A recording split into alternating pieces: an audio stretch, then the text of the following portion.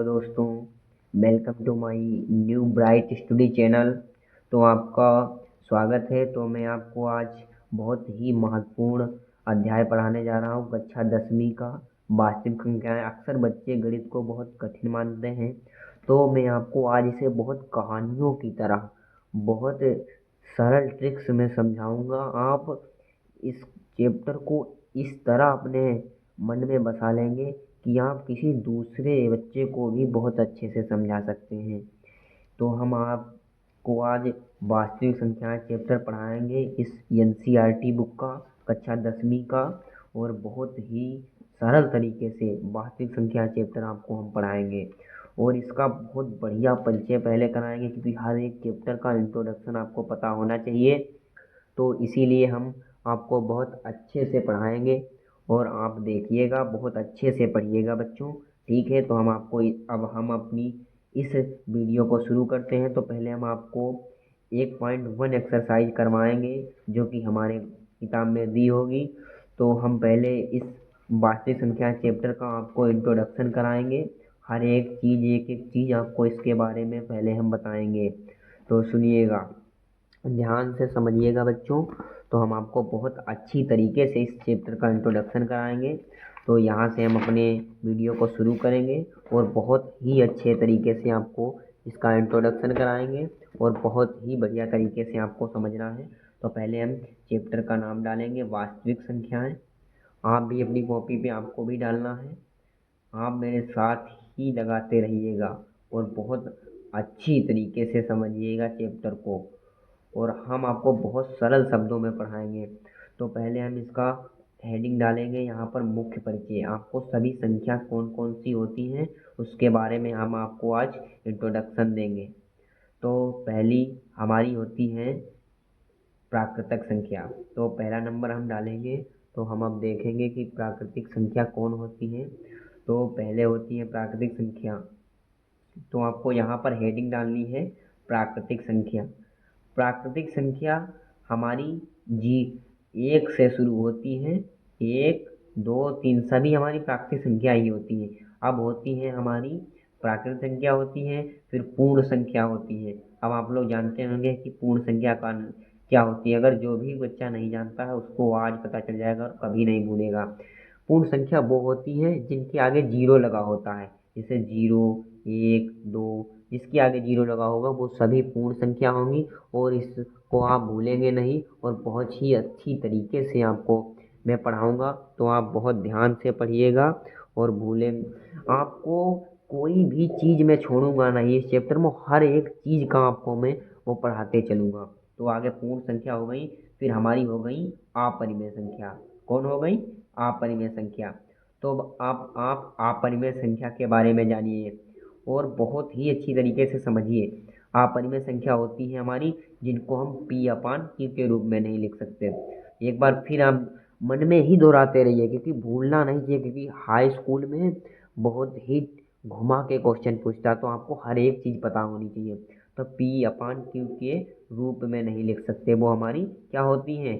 अपरिमेय संख्या। क्या होती है? अपरिमेय संख्या को हम P/Q के रूप में नहीं लिख सकते हैं, वो हमारी अपरिमेय संख्या होती है। तो हम लिख सकते हैं कि अपरिमेय संख्या होती है। आज से आप भूलेंगे तो नहीं। कमेंट में बताइएगा हर एक चीज़, मुझे जो भी चीज़ आपको समझ में नहीं आ रही वो हमें इस चैनल पर कमेंट में बताइएगा। और हमारे चैनल का नाम आप लोग जानते ही होंगे, क्या है? Bright study. Bright study. आप मुझे हर एक कमेंट में बताइए, जो चीज़ आपको समझ में नहीं आ रही मुझे कमेंट करके, डिस्क्रिप्शन में लिंक दी है, हर एक चीज़, फ़ोन नंबर भी लगा है, कॉल कर सकते हैं, हर एक चीज़ बता सकता हूँ मैं। बस आप इस साल 2027 में आप मुझसे जुड़ के देखिए। मैथ में 100 में 100 ना दिलाऊँ तब बताना, मैं मैथ पढ़ाना छोड़ दूँगा और बहुत अच्छी तरीके से पढ़ाऊँगा आपको। चलो हम अब आगे बढ़ते हैं, आगे वीडियो को शुरू करते हैं। बस आप मेरा साथ दीजिए, आपको मैं कहाँ तक ले जाता हूँ। ब्राइट स्टडी बच्चों का भरोसेमंद चैनल है, आप एक बार इसका साथ दीजिए, फिर देखिए आपको मैं कहाँ से कहाँ और आगे लेकर चलता हूँ। तो अब हम बात करेंगे परिमेय संख्या की। किसकी? परिमेय संख्या की। अब परिमेय संख्या क्या होती है? ये आपको जिस बच्चे को पता हो वो मुझे कमेंट में बताए, और जिसको नहीं पता होगा उसको मैं अभी बताऊंगा, और वो भी बच्चा कभी नहीं भूलेगा। जो बच्चे जानते हैं और आज से वो बच्चे जो जानते नहीं वो भी नहीं भूलेंगे। तो परिमेय संख्या वो होती है जिनको हम पी अपान क्यू के रूप में लिख सकते हैं, पी अपान क्यू के रूप में लिख सकते हैं, पी अपान क्यू के रूप में लिख सकते हैं, पी अपान क्यू के रूप में लिख सकते हैं। तो हम हमारी परिमेय संख्या कौन होती है जिनको हम पी अपान क्यू के रूप में लिख सकते हैं। और आपको ध्यान देना है, बहुत अच्छी तरीके से समझना है इसे। जिनको हम पी अपान क्यू के रूप में लिख सकते हैं वो हमारी परिमेय संख्या होती हैं। क्या होती है? परिमेय संख्या होती है। तो बहुत ही अच्छी तरीके से आप समझिए मेरी बात को, वो हमारी परिमेय संख्या होती है। अब हम बात करेंगे अपने जिस चैप्टर पे मेरा जिस संख्या पे नाम रखा उस संख्या की, क्या होती है? वास्तविक संख्याएं। तो वास्तविक संख्याएं आपको पता है? अगर जिस बच्चे को पता है तो वो कमेंट में बताए मुझे, वास्तविक संख्याएं क्या होती हैं। बताओ, जल्दी बताओ, वास्तविक संख्याएं क्या होती हैं, बताओ, फिर हम आपको बताएं। बताओ वास्तविक। तो हमारी अब हम वास्तविक संख्याएं बता रहे हैं, आप लोग कमेंट में बताइएगा जल्दी से। तो हमने जितनी संख्याएं, और हमारी अपरिमेय संख्या मैं आपको बता भी देता हूँ कौन होती है, जैसे अंडर रूट 2, अंडर रूट 3, ऐसे ऐसे ऐसे ही परिमेय संख्या अपरिमेय होती है। और हमारी परिमेय कैसे होंगी? ऐसे दी होंगी जिसका स्क्वायर करके हम 3 लिख सकते हैं, ऐसे दी होंगी। ऐसे हमारी परिमेय संख्याएं होती हैं, इनको आप समझ सकते हैं। और हमने ये जितनी सभी संख्या लिखी हैं ये सभी हमारी वास्तविक संख्याएं हैं, ऑल नंबर्स। ये हमारी सभी वास्तविक संख्याएं हैं जितनी दी हैं। वास्तविक संख्या आप समझ सकते हैं, इसको इंग्लिश में कहते हैं रियल नंबर। कोई भी इंग्लिश मीडियम का बच्चा हो वो भी पढ़ सकता है, मैं हर एक चीज़ इंग्लिश में बताऊंगा। इसे बोलते हैं रेशनल, परिमेय संख्या को बोलते हैं रेशनल नंबर, इसे कहते हैं इरेशनल नंबर। और प्राकृतिक संख्या कहते हैं नेचुरल नंबर, पूर्ण संख्या को होल नंबर। हम आपको एक एक चीज़ इंग्लिश में भी बताएंगे, हिंदी में भी बताएंगे। आप मुझे, अगर कोई भी बच्चा इंग्लिश मीडियम का है वो भी पढ़ सकता है, हर एक चीज़ इस चैनल पे बताई जाएगी। आप अपने दोस्त को भी इस चीज़ का शेयर कीजिए। ये नहीं है कि आप ये बताएं कि वो मुझसे ज़्यादा ज़्यादा जान जाएगा, मुझसे ज़्यादा नॉलेज हो जाएगा, ये मत सोचिए, किसी का बुरा मत सोचिए। अगर आप किसी का भला सोच रहे हैं तो ऊपर वाला भी आपका भला सोचेगा और आपका नॉलेज बढ़ेगा। किसी को बताने से हमारा नॉलेज बढ़ता है, कम नहीं होता है। तो चलो अब हम अपने चैप्टर की ओर बढ़ते हैं, और इस चैप्टर की आप इंट्रोडक्शन। तो हम पहले आपका एक्सरसाइज हम 1 पॉइंट शुरू करेंगे, पहली एक्सरसाइज से, बिल्कुल पहली एक्सरसाइज कहाँ शुरू करेंगे? 1.1 एक्सरसाइज शुरू करेंगे, 1 एक्सरसाइज। और आपको ही ध्यान बहुत ही बढ़िया से समझाऊंगा, आप कभी नहीं भूलेंगे। अगर भूल जाए तो बताना मुझे कमेंट करके। तो हम आपको पहली एक्सरसाइज शुरू करेंगे, और ये पहली एक्सरसाइज से शुरू है क्योंकि ये मेरी पुराना मॉडल है तो इसमें ये हट चुकी है। जो हट गया है वो नहीं पढ़ाऊंगा वही जो हमारे हमारे जो चैप्टर में है, हम जो इस साल 2027 में आएगा हम आपको वही पढ़ाएंगे, और कोई चीज़ नहीं पढ़ाएंगे। तो आप देखिए, ये हमारा 1.2 है, यहाँ से ही शुरू हुई है आपकी, क्योंकि यहाँ से ही आपका शुरू हुआ है और पहली प्रश्नावली हट गई है। तो हम आपको पहला सब्जेक्ट पढ़ाएंगे ये वाला, तो आप इसे ध्यान से देखिए कि हम क्या बता रहे हैं और समझिए, और बहुत ही सही तरीके से आप समझिएगा इसका, क्योंकि यही यही अक्सर पूछता है बोर्ड में। तो आप बहुत अच्छे तरीके से समझिए इसको, और बहुत ही अच्छे तरीके से समझना। अब हम आपको शुरू करेंगे यहाँ से, पूरी चीज़ आप समझिए, एक बिल्कुल फ्लो चार्ट में समझाऊंगा। तो इसमें क्या पूछ रहा है? अभाज्य गुणनखंड। अभाज्य गुणनखंड जानते हो? ये देखो यहाँ पर अभाज्य गुणनखंड वो होता है जैसे 8 का आप समझ रहे हैं 2 क्यूब, ऊपर क्यूब लगाना, यही अभाज्य गुणनखंड होता है। चलो हम आपको एक सवाल लगा के बताते हैं, और आप बहुत ही बढ़िया तरीके से समझना। ओके, चलो अब हम बताते हैं आपको इसी सवाल का पूरा सॉल्यूशन बहुत ही अच्छी तरीके से। तो हम आपको कॉपी भी दिखाएंगे और सब दिखाएंगे, क्योंकि हमने सवाल पढ़ चुका हूँ। और आप बहुत अच्छी तरीके से देखना, और एक एक सवाल में हम बताएंगे आपको, बस आप मेरा साथ दीजिए मेरे चैनल का। तो यहाँ पर कह रहा है आभार नियम, पहले 140 है तो हम यहाँ पर इसको हम साइड में रख देंगे, और आपको हम सीधे सवाल लगवाएंगे। ओके, इसको साइड में रख देंगे, अब सीधे आपको सवाल लगवाना शुरू करेंगे एक एक सम, क्योंकि हम ज़्यादा टाइम नहीं लेंगे आपका, क्योंकि टाइम बहुत ही इम्पोर्टेंट है लाइफ में। ओके, तो हम पहले आपका वो वार्षिक संख्या पहला 140 था, हमने देखा कि इसका हमें आभाज्य गुणनखंड निकालना है। क्या निकालना है? आभाज्य गुणनखंड।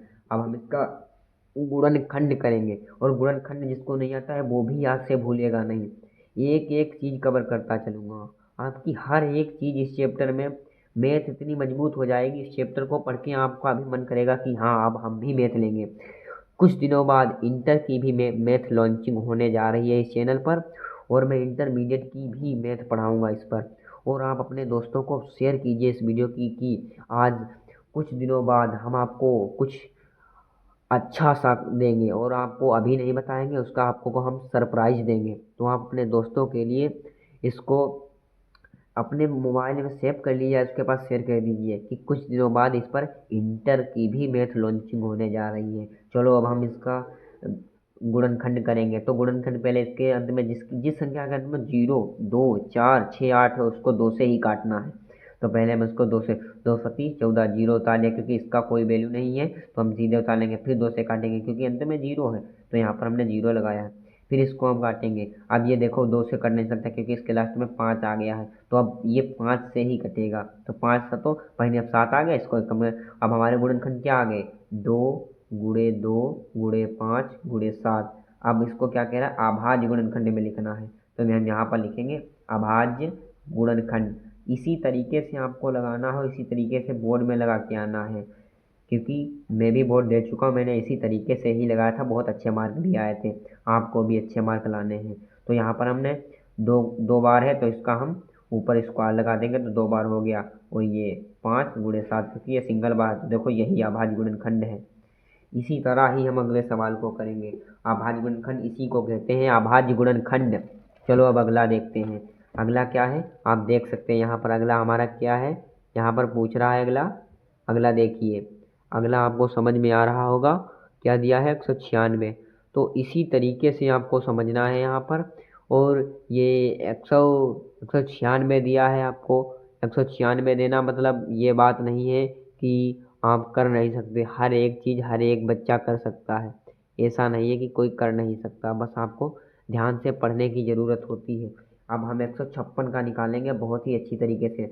हम आपको इसका निकलवाएंगे, फिर इन 3 को आपको हम होमवर्क में देंगे, क्योंकि ये इजी है, इनमें कुछ काटना नहीं है, इनको डायरेक्ट काटना है। फिर आपको हम अगले सवाल की ओर बढ़ेंगे। तो इसको हम रखते हैं साइड में। अब हम किसका, आपने भी देखा होगा, हम 156 का निकालेंगे अभाज्य गुणनखंड। 156 का, 156। अब 156 की हम साइड में गुणनखंड करेंगे। तो 156 आप भी ऐसे ही साइड में कॉपी के करना, क्योंकि अगर आप मन में करोगे तो कुछ भी मिस्टेक हो सकती है। मैथ है भाई, इसकी कोई कुछ कहा नहीं जा सकता। तो हम अब आपको इसके गुणनखंड 156 के निकलवाएंगे, और बहुत ही अच्छी तरीके से आपको समझना है।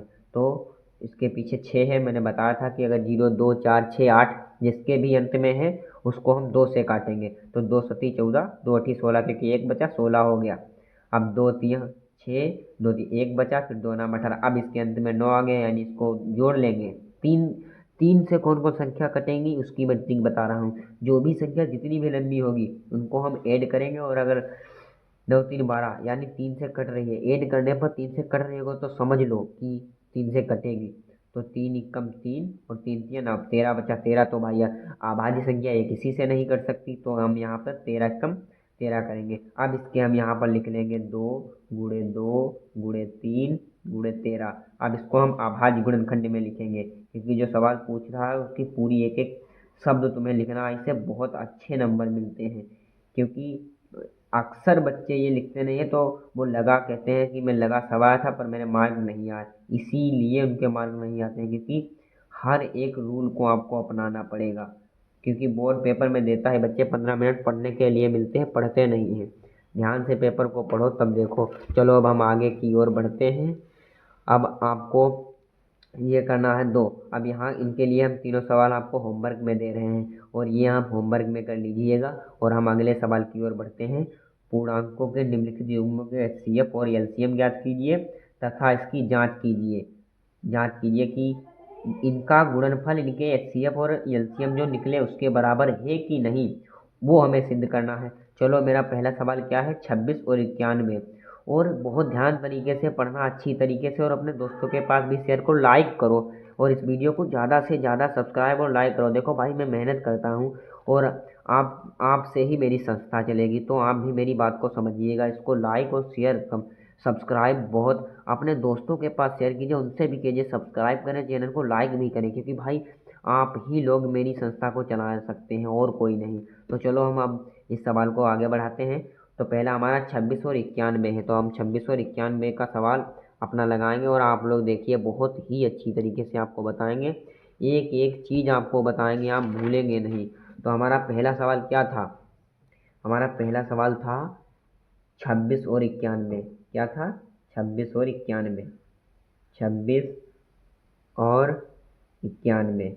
26 और 91। अब इनके हमें वो निकालने थे HCF और LCM, फिर इनकी जांच करनी थी कि इन संख्या का गुणनफल हमारे HCF और LCM के बराबर है कि नहीं। तो हम पहले इनके गुणनखंड करेंगे और अलग अलग गुणनखंड करना है। तो हम पहले इधर साइड में 26 का गुणनखंड करेंगे, लास्ट में 6 है, इससे हमको पता चल जाता है कि हमारा ये 2 से कटेगा, क्योंकि हमने आपको बताया था कि कोई भी संख्या हो उसको अगर 6 और 4, 6, 8 लास्ट में होगा तो वो 2 से ही कटेगा। और आपको मैंने बताया था, तो आपको ध्यान भी होगा और आपको ध्यान रखना भी है, क्योंकि मैथ में ये छोटी छोटी कॉमन चीज़ें होती हैं, इनको हमें ध्यान में रखना होता है। तो 26 का गुणनखंड हम करेंगे, तो 26 का 13 के आधे, 2 के आधे 26 के आगे 13 होते हैं। और अब हम 13, ये अभाज्य संख्या, ये किसी से नहीं कट सकती, तो ये 13 से ही कटेगी। तो 13 एकम 13, तो इसके गुणनखंड क्या है वो हम यहाँ पर लिख लेंगे।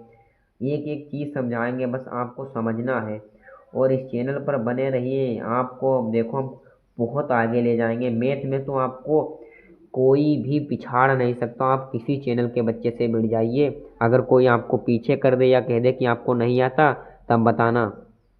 चलो अब हम इसके करते हैं 91। अब इनको जोड़ेंगे, 9, 1, 10, 3 से भी नहीं कट रहा, तो हमारा ये 7 से कट रहा है, तो हम इसे 7 से कट देंगे। तो 13 सत्ती 91 होता है, तो 7 एकम 7, यहाँ पर 2 बचे, 7 यहाँ 21, 13 भी आबाद संख्या। देखो हमने 13 यहाँ पर जहाँ की काटा है, तो हम 13 एकम 13 अब यहाँ पर लिख लेंगे, 13 एकम 13।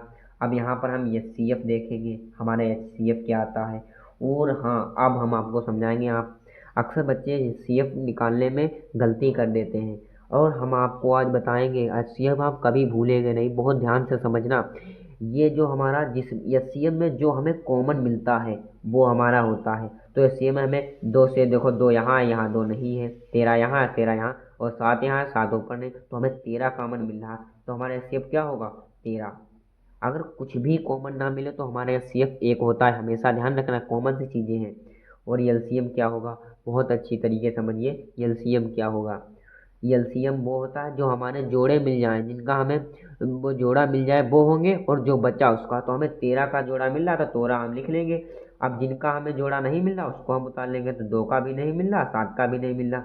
अब इनकी हम मल्टीप्लाई करेंगे, तो 13 लिख लेंगे, और 7 दूनी होता है 14। अब इसकी मल्टीप्लाई करेंगे, 13 चक्कू 52, 2 कैरी बचे, चक्कू 52, 5 कैरी बचे, 13 एकम 13 जोड़ देंगे 5, तो हमारा 182 LCM आ जाएगा। अब हमें क्या करना है? अब इसमें क्या कह रहा था, हम आपको दिखाएं। अब इसमें कह रहा है कि इसकी जांच करो कि इन संख्या का गुणनफल इसकी LCM जो आए हैं उनके बराबर है कि नहीं। तो हम क्या करेंगे? अब इनकी हम जांच करेंगे, तो क्या लिखेंगे? जांच, हेडिंग डालेंगे। एक एक चीज़ देखिए, इसी तरह सॉल्व करना। तो जांच, दो संख्याओं का गुणनफल जो हमारी ये दी है, दो संख्याओं का गुणनफल, दो संख्याओं का दो संख्याओं का गुणनफल गुणनफल बराबर HCF गुणे LCM। क्या हो गया? HCF गुणे LCM। तो हमारी दो संख्या कौन है? 26 गुणे 91, यानी दो संख्याओं का गुणनफल, तो 26। और हमारा HCF और LCM कितना? एक आया 13, एक आया 182। तो हम इसका मल्टीप्लाई करेंगे। जब हम इसकी मल्टीप्लाई करेंगे तो हम, अगर आपको इतनी बड़ी संख्या तो मल्टीप्लाई करने में कुछ दिक्कत होगी, तो हम 26 और 91 की इधर कर लेंगे। 26 और 91, 6 कम 6 6 54 के कैरी भी नहीं था, 2 एक कम, यहाँ मल्टीप्लाई 2 एक कम 2 2 नाम 18। तो यहाँ पर 6 4 2 4 और 2 6 होता है, 8 5 13 हो गए, 1 1 2 गए, तो 23 66 आया। 23 आया। जब हम इसका करेंगे गुणनफल तो हमारा इतना ही आएगा, क्योंकि मैंने करके देखा है। तो इतना आप कर लीजिएगा, आप एक बार अपनी कॉपी पे भी करके लीजिए, इससे हमारा माइंड भी आ जाता है पढ़ने के मोड में। तो हमारा क्या हो गया, तो हम लिख देंगे हमारा हमारा गुणनफल हमारा गुणनफल हमारा गुणनफल एचसीएफ और एलसीएम के बराबर है। क्या है, बराबर है। तो इसी तरह हमारा ये सवाल कंप्लीट हो गया। अब आप बताइए मुझे कमेंट में, क्या आप अब इस तरह सवाल आया क्या भूल सकते हैं? कभी नहीं भूलेंगे। आप इस तरीके के सवाल अब कभी आएगा आप तुरंत लगा दोगे, बिना देखे लगा दोगे। इस तरह समझा भाई, कॉन्सेप्ट समझो, सवाल को रट्टा मत मारो, कॉन्सेप्ट समझो। कॉन्सेप्ट समझोगे तभी भाई बात बनेगी, क्योंकि रट्टा मारने में, क्योंकि बोर्ड भाई हर साल संख्या जरूर बदल देता है, तो रट्टा मारने वाले बच्चे सक्सेस नहीं होंगे इसमें। तो रट्टा किसी को नहीं मारना है। अब हम अगले सवाल की ओर बढ़ते हैं। अगला सवाल क्या है, 510 और 92। इसको हम आपको होमवर्क में देंगे, हर एक के 2 सवाल लगवाएंगे, एक आपको भी, क्योंकि आप भी अपने आप प्रैक्टिस करिए कि हाँ हम लगा पाते हैं या नहीं। अब आपको हम 510 और 92 लगवाएंगे। बहुत ध्यान से देखना, एक सवाल हम आपको और लगवाएंगे। तो हमारा क्या दिया है सवाल, 510, दूसरा सवाल 510 और 92। अब आप अपने कॉपी पर भी लगाइए, तुरंत मुझे कमेंट में आंसर डालिए, क्योंकि हाँ हम जानेंगे कि कौन बच्चा होशियार है कौन बच्चा नहीं। तो हम और अच्छे से तरीके से, अगर समझ में भी नहीं आ रहा तो हमें कमेंट में बताइए, मैं समझाऊंगा आपको। हर एक चीज़, छोटी छोटी चीज़ समझाते हुए चल रहा हूँ। तो पहले हम इसके गुणनखंड करेंगे। मैंने बताया था आपको 0, 2, 4, 6, 8 किसी भी संख्या के अंत में होगा तो हम उसको 2 से काटेंगे। तो पहले हम इसको 2 से काटेंगे, 2 से काट के देखेंगे, 2 दूनी 4, अब 1 बचा, 2 पंचे 10, फिर 1 बचा, फिर 2 पंचे 10। अब इनको जोड़ लेंगे, 5, 5, 10, 2 बार, यानी 3 से कट रहा है, तो 3 से काटेंगे, 3 8 24, अब 1 बचा तो 3 5 15, फिर इनको जोड़ेंगे, 8 5 13। तो इससे मतलब ये कट नहीं रहा है इससे, तो ये हम 5 से काट सकते हैं इसको, क्योंकि 5 लास्ट में है। तो 5 एकम 5, 3 बचे, 5 तो 17 भाई अभाज्य संख्या है, ये किसी से तो नहीं कट सकती। तो हम पहले 17 से इसको 17 से ही काट देंगे। तो हमारे जो गुणनखंड आए हम यहाँ पर इसे लिखेंगे, 2 गुणे 3 गुणे 5 गुणे 17। तो हम इसको इस प्रकार लिख लेंगे। अब हम 92 के गुणनखंड करेंगे। बहुत अच्छी तरीके से समझना है कि कॉन्सेप्ट ही आपको आगे ले जा सकता है। हर एक चीज़ में कॉन्सेप्ट, कोई भी सब्जेक्ट हो कॉन्सेप्ट ही समझना पड़ेगा हर सब्जेक्ट में। तो हम 92 के गुणनखंड करेंगे, तो ये इसके लास्ट में 2 है, तो इसका मतलब ये 2 से कट सकता है। तो हम पहले इसको 2 से काट के देखेंगे, 2 चक्कू 8, 1 बचा, 2 छंग 12। फिर इसको, क्योंकि 6 है लास्ट में, फिर हम 2 से काट सकते हैं, 2 दूनी 4। अब पूरा भाई, अब 23 आभाज्य संख्या है, ये किसी से नहीं कट सकती, तो हम इसे 23 कम 23 ही काट देंगे। अब इनके गुणनखंड हम यहाँ पर लिखेंगे, 2 गुणे 2 गुणे 23। अब इसमें हम देखेंगे एचसीएफ हमें क्या मिल रहा है। इसमें हमें सिर्फ 2 कॉमन मिल रहा है, इसमें 2 है पर इसमें 2 नहीं है, तो हमारा एलसीएम कितना हो गया, 2। एलसीएम 2 हो गया। अब ये एलसीएम लगा, आप भी अपनी कॉपी पे लगाते रहिए और कमेंट में मुझे आंसर बताते रहिए इसका पूरा जांच करके। अब यहाँ पर एलसीएम हमें 2 कॉमन मिल रहा, तो पहले हम यही लिख लेंगे, 2 कॉमन मिल गया। अब इसमें क्या बचा वो हम सब लिख लेंगे, 3 गुणे 5 गुणे 17। अब इसमें 2 ये कॉमन हो गए, 2 गुणे 23 बचा था, तो हम इसको लिख लेंगे, 2 गुणे 23। अब इसकी मल्टीप्लाई करेंगे, 2 तियाँ 6 पंचे 30, तो 30 इंटू 17 और 23 दूना 46। अब इतना हो गया।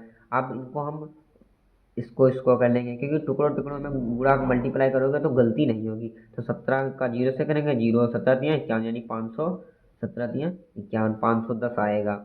अब इसकी मल्टीप्लाई करेंगे। अब इसकी मल्टीप्लाई तुम ऐसे नहीं कर सकते, तो पहले आप इधर साइड में कर सकते हैं।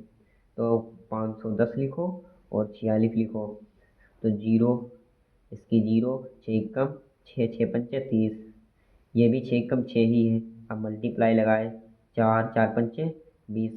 तो यहाँ पर क्या आया, 0 6 4 3 और 2, क्या ना हमारे 23 460 आया। कितना आया एलसीएम बोला, 23 460। नहीं, आपको मल्टीप्लाई तो देखना है, क्योंकि अक्सर बच्चे यहीं पर गलती करते हैं। तब हम आप तो इसको आप थोड़ा अच्छी तरीके से 2 बार चेक कर लेना, तब हम आगे बढ़ते हैं, जांच करते हैं। जांच करते हैं हम इसकी हम। तो जांच में क्या पूछ रहा था, दो संख्याओं का गुणनफल, यानी जो हमारी ये दी है इनका गुणनफल, जो ये इनके एचसीएफ और एलसीएम आए हैं इनके बराबर है कि नहीं। तो हम इसका देखते हैं, दो संख्याओं का गुणनफल। क्या लिखेंगे, दो संख्याओं का गुणनफल। शॉर्ट में लिख दिया है क्योंकि आगे ये बना तो समझ जाएगा एग्जामिनर। दो संख्याओं का गुणनफल, दो संख्याओं का गुणनफल किसके बराबर है, एचसीएफ गुणे एलसीएम। तो हमारी दो संख्या कौन है, 510 और 92। तो हम पहले लिखेंगे 510 इंटू 92। अब हमारा एचसीएफ कितना है, 2। अब 23 और 460 हमारा एलसीएम है।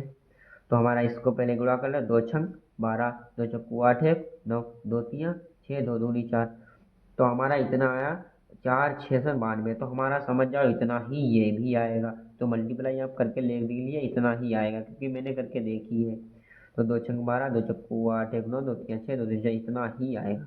तो हम वही प्रोसीजर जहाँ पर पिछले सवाल में लिखा था वही लिखेंगे।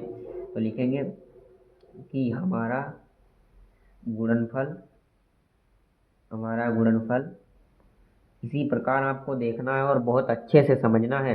तो हमारा गुणनफल बराबर एच सी एफ गुणे एल सी एम के बराबर है। किसके बराबर है, एल सी एम और एच सी एफ के बराबर है। तो यही हमारा आंसर हो गया। अगर आप इसी तरीके से इसी तरह अच्छा अच्छा लिख के आते हैं बोर्ड में तो आपको पूरे में पूरे नंबर मिलेंगे, एक भी नंबर आपका नहीं कटेगा। तो हमने आपके यहाँ से ये दो सवाल दो पूरे करवा दिए और आपका तीसरा जो है वो आपको मैं होमवर्क में दे रहा हूँ, तो आप ये नोट कर लीजिएगा। 336 और 54 तो हमने दो तक करा दिया, अब हम तीसरे की ओर बढ़ेंगे। ये अपना एक होमवर्क में, क्योंकि अपने आप भी प्रैक्टिस करते रहिए। इसमें मैंने 3 होमवर्क में दिया क्योंकि इसमें कुछ है नहीं, लगाने को सरल है, इसको लगा लीजिएगा। और इसमें हमने आपको एक ही दिया है क्योंकि हम एक को ही प्रैक्टिस करें। अब क्या पूछ रहा है तीसरे में, अभाज्य गुणनखंड विधि द्वारा निम्नलिखित पूर्णांकों के एचसीएफ और एलसीएम ही ज्ञात करना। ये भी इजी है, इसका मैं आपको एक सवाल लगवा दे रहा हूँ, ये दो आपको हम होमवर्क में देंगे। तो पहला सवाल क्या है, 12, 15 और 21, यानी इसके हमें अभाज्य गुणनखंड विधि द्वारा एचसीएफ और एलसीएम ज्ञात करने हैं। तो 12, 15 और 21 मेरा हमारा पहला सवाल है। तो हम अपनी कॉपी में लिखेंगे, क्या था, 12, 15 और 21। इसका हम आपको एलसीएम और एचसीएफ दोनों निकलवाएंगे। तो हम पहले यहाँ पर 12 लिख लेंगे, 15 लिख लेंगे और 21 लिख लेंगे। हमारे एचसीएफ और एलसीएम निकालने, तो ये छोटी संख्या इनको तो हम ऐसे ही लिख सकते हैं, वो प्रोसीजर, ये गुणनखंड वाला प्रोसीजर हमें नहीं अपनाना पड़ेगा। अगर नहीं आप इसके गुणनखंड नहीं कर सकते हैं तो आपको उसी तरीके से कर सकते हैं। तो 2 दूनी 4 या 12, 2 दूनी 4 या 12। इसके तो जानते हैं 3 गुणे 5 ही होंगे क्योंकि आभाज्य संख्या है, और इसके भी आभाज्य संख्या के 3 गुणे 7। अब हमें क्या निकालना था, एच सी एफ और एल सी एम। बहुत अच्छी तरीके से पूरा कॉन्सेप्ट समझिएगा, हमने कैसे आपको पूरा कराया। वहीं पे ये सी एल एल हमने करवा ही दिया था। आप अगर यहाँ समझ गए होंगे तो आप यहाँ आसानी से लगा सकते हैं। तो आपको हम देखेंगे सी एम में क्या क्या मिलता है कॉमन। तो यहाँ पर देखो 3, 5, 3, 5, इसमें 3 मिल रहा है, इसमें भी 3, इसमें भी 3, 3 और कुछ हमारा कॉमन नहीं मिल रहा, तो हमारे यहाँ पर सिर्फ 3 हो जाएगा। अब एलसीएम निकालने का क्या प्रोसीजर, पहले जो हमारा इन सब में कॉमन था उसको लिख लेंगे, 3 था। अब 3 के बाद पहले वाले कॉलम में 2 बचे थे, तो 2 गुणे 2। अब इसमें मेरा 3 हो गया था, कॉमन में 5 बचा था तो हमने 5 लिख लिया। इसमें हमारा 3 हो गया तो 7। तो हमारा मल्टीप्लाई करेंगे तो 3 दूना 6, 6 दूनी 12, 12 पंचे 60, तो 60 गुणे 7। अब इसकी हम करेंगे मल्टीप्लाई तो हमारा 420 आएगा। तो हमारे दोनों एच सी एफ और एलसीएम, एच सी एफ 3 आया और एलसीएम 420। अगर आप इसी तरीके से सॉल्व करेंगे तो आपको पूरे में पूरे नंबर मिलेंगे। और आप कॉन्सेप्ट समझिए क्योंकि कॉन्सेप्ट बिना नहीं, अगर आप रट्टा मारेंगे तो इससे अगर दूसरा सवाल मिल गया तो आप उसको नहीं लगा पाओगे। तो इसी तरह आपको कॉन्सेप्ट समझना होगा। अगर कॉन्सेप्ट समझ गए तो इसी तरीके से आपका कोई भी सवाल होगा आप लगा सकते हैं। तो आपको कॉन्सेप्ट समझना बहुत ही ज़रूरी है।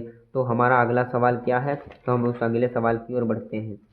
तो ये मैंने तुम्हें दोनों होमवर्क में दे दिए हैं, तो आप इनको लगा कर एक बार कोशिश कीजिए, इसको बार बार रिवीजन कीजिए। 1-2 दिन में इसको रिवीजन कीजिए, फिर हफ्ते में कीजिए, फिर मंथली में, क्योंकि रिवीजन मैथ्स रिवीजन पे चलती है। तो हमारा अगला सवाल है चौथा। इसमें पूछ रहा है एच सी एफ हमारा इन दो संख्याओं का 9 दिया है और इन दो संख्याओं का एलसीएम निकालना होता। अब इसका फार्मूला बहुत ही सरल है। बच्चे इसको क्या करते हैं, कि जिस तरीके से यहाँ मैंने लगवाया उसी तरीके का बच्चा यहाँ अपना फार्मूला लगाता नहीं, इसका उससे भी सरल फार्मूला है। चलो अब हम बताते हैं। यानी इन संख्या का एचसीएफ कितना दिया है। अब सवाल को पहले हम देखेंगे, सवाल को देख लो, अपनी कॉपी में उतार लो। अब हम सीधे इसको लगवाना शुरू करेंगे अपनी कॉपी में। बहुत ही आसान ट्रिक बताएंगे इसकी। तुम कभी ऐसे सवाल आए उसी ट्रिक से लगाना, बहुत ही सरल लगेगा और एग्जामिनर देख के थोड़ा तो चकित हो जाएगा। चलो हम लगाते हैं हम इसको। तो हमारा क्या था सवाल, 300, 306 और 97 का एचसीएफ दिया था। इन दो संख्याओं का हमारा क्या दिया था, एचसीएफ दिया था। कितना दिया था, एचसीएफ हमारा कितना दिया था, बराबर 9। हमें इनका एलसीएम निकालना है। क्या निकालना है, एलसीएम निकालना है। अब हमारा एचसीएफ और एलसीएम इतना दिया है तो एक इस पर फार्मूला चलता है। क्या चलता है, लिखो, सूत्र लिखो, बहुत इंपॉर्टेंट है। जितने मैं सूत्र बताता जाऊँ यही लिख लो, क्योंकि सूत्र से ही सवाल लगेंगे आपके सभी। तो क्या होता है, दो संख्याओं का गुणनफल, लिखते रहिए। दो संख्या नहीं, ये दो संख्या, दो संख्याओं का जो अभी मैंने पीछे बताया है जिसमें सिद्ध करने वाला था, अभी जांच बताई थी, वही फार्मूला पूरा वही पुट होगा और बहुत ही आसान तरीके से। अगर आपने कॉन्सेप्ट समझा होगा तो हमसे पहले आप इस सवाल को लगा सकते हैं, अगर आप समझ गए होंगे। अगर नहीं समझे हैं तो आप मुझे कमेंट में बताइए, मैं आपको दोबारा समझाऊंगा। ठीक है, आपको अभी मुझे बताना है, अगर समझ में आया तो आगे बढ़ते हैं। दो संख्याओं का गुणनफल, दो संख्याओं का गुणनफल अगर आपको सूत्र पता है तो तुरंत मुझे कमेंट में लिख कर भेजिए। दो संख्याओं का गुणनफल बराबर एच सी एफ गुणे एलसीएम। तो हमारी दो संख्या कौन है, 306 और 657। तो 306 इंटू 657। और हमारा एचसीएफ कितना, एचसीएफ की जगह हम एचसीएफ का मान पुट करेंगे तो 9 गुणे एलसीएम कितना है हमारा, एलसीएम हमारा कुछ नहीं क्योंकि हमें एलसीएम ही निकालना है। तब हम जब इसका पाछांतर करेंगे तो हमारा एलसीएम इधर आ जाएगा। अब ये यहाँ पर, अब इसमें बच्चे ज़्यादा कंफ्यूज होते हैं कि सर अगर ये 9 इधर मल्टीप्लाई में है तो इधर कहाँ जाएगा। अगर यहाँ पर कोई चीज़ मल्टीप्लाई में है तो वो हमेशा सामने वाली संख्या के भाग में जाएगी, बटे में जाएगी। अगर यहाँ पर ये बटे में है तो वो उसके मल्टीप्लाई में जाएगी। तो हमारा 300, इनके ये 9 हमारे इनके नीचे जाएगा तो 306 गुणे 600, 657 बटे 9। अब हम इससे इसको काटेंगे, देखो क्या कट रहा है, 6 3 9, हमको लगता है ये कट जाएगा। तो 9 तियाँ 27, अब 3 बचे, कट जाएगा। तो हम इसको ऐसे काटेंगे, 9 तियाँ 27, अब यहाँ 3 बचे, 9 चौक 36। अब इनका हम मल्टीप्लाई करेंगे तो हमारा एलसीएम निकल आएगा। तो एलसीएम बराबर 34 गुणे 657। अब ये मल्टीप्लाई थोड़ी कठिन है तो आपको ऐसे ही नहीं करना, आपको साइड में कर लेना है यहाँ पर। तो 657 और हमें 34 की मल्टीप्लाई करनी है, बहुत ही आसान तरीके से समझना। तो 428, 4 के 7 से करेंगे 28 आएगा तो हमारी केरी 2 बचेंगी। तो 4 वो 5 से करेंगे 20 आएंगे, इसमें 2 जोड़ेंगे तो 22 हो जाएगा। इसमें भी 2 कोरी बची, जब इसकी 4 और 6 की करेंगे तो 24 आएगा, 2 जोड़ेंगे तो 26 हो जाएगा। इसी तरह हम 3 से करेंगे 21 आएगा तो हमारे केरी 2 बचेंगे। 3 की 5 से करेंगे 15, और इधर 2 केरी बचे थे उनको जोड़ेंगे तो हमारा 17 हो जाएगा, और एक केरी बचेगा। और 3 की 6 से करेंगे 18, एक केरी 19 हो जाएगा। अब इनको हम जोड़ लेंगे, 8 आएगा, 2 को एक जोड़ेंगे 3, इसको जोड़ेंगे 13, एक केरी बचेगा, इसको जोड़ेंगे 11, एक केरी 12, और इसका एक केरी बचेगा, ये 2। तो हमारा 22 क्या आएगा हमारे एलसीएम, इसी 22 33 8, तो इतना आएगा। अगर इस तरीके के अगर जैसा भी सवाल आए इस तरीके को आपको इसी सूत्र का प्रयोग करना है। इससे आपका शॉर्ट में भी लगेगा, उससे लॉन्ग लगेगा, और एग्जामिनर सोचेगा कि ये बच्चा रट्टा मार के आया है, कहेगा भाई ये तो बच्चा रट्टा मार के आया है, तो भाई इसको नंबर कैसे दे दूँ। तो आप इस ब्राइट स्टडी के इस ट्रिक को तो आपको पता ही होगा, तो आपको आराम से इसी स्टडी चैनल की इस ट्रिक को अपनाना है, इस सवाल को, और आपको पूरे में पूरे या 2 नंबर में आएगा या 3 नंबर में आएगा, आपको पूरे में नंबर मिलेंगे। तो आपको इस चैनल को छोड़ना नहीं है, ये आपको बहुत आगे ले जाएगा।